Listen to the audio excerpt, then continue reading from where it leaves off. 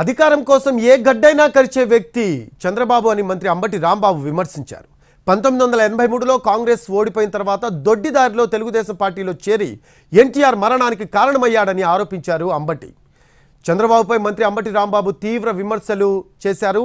ఆంబోతులకు ఆవులను సరఫరా చేసిన వ్యక్తి చంద్రబాబు అంబటి అని హెచ్చరించారు. అంబటి టీడీపీ చచ్చిపోయిన పార్టీ, కదిలేరా అంటే రాదు అని అంబటి రాంబాబు చెప్పారు. రాజకీయంగా మీకు ప్రజాదరణ లేనటువంటి వ్యక్తులు ఆ రోజున కాంగ్రెస్ పార్టీలో చీలికలు ఉండటం వల్ల మీరు అలా ఎదిగారు తప్ప, కాంగ్రెస్ పార్టీ నుంచి వచ్చి మీరు రాజకీయంలో ప్రజాదరణ కలిగినటువంటి నాయకులు కాదు. Is a manipulator. ఎవరికేం కావాలో సప్లై చేసి ఒక బ్రోకర్ పనిచేసి రాజకీయాలు ఎదిగినటువంటి వ్యక్తి.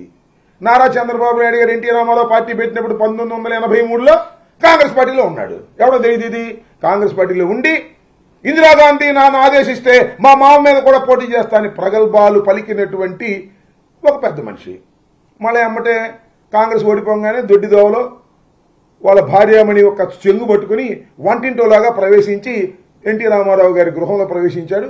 ఆ గృహానికే నిప్పు పెట్టి తగలేసి చివరికి ఎన్టీ రామారావు మరణానికి కూడా కారణమైనటువంటి ఒక నీచమైన మనస్తత్వం కలిగినటువంటి వ్యక్తి నారా చంద్రబాబు నాయుడు గారు.